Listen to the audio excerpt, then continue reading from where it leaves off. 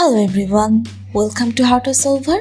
Today in this video, I'm gonna show you how to disable Microsoft Family features in your laptop.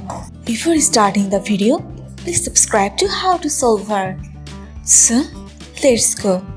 For this, you have to open your Task Manager. You just have to click on this taskbar and go to Task Manager. Or you can press on Ctrl plus Shift plus Escape. Now go to Services and search for WPC Mon SPC. Now scroll down and go to W sector. Now search for WPC.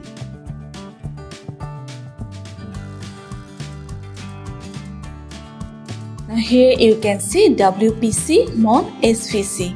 Now you have to click the right button of your mouse.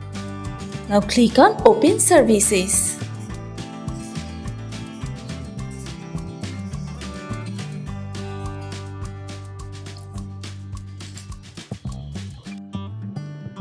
Now you have to search for Parental Control. Go to P section.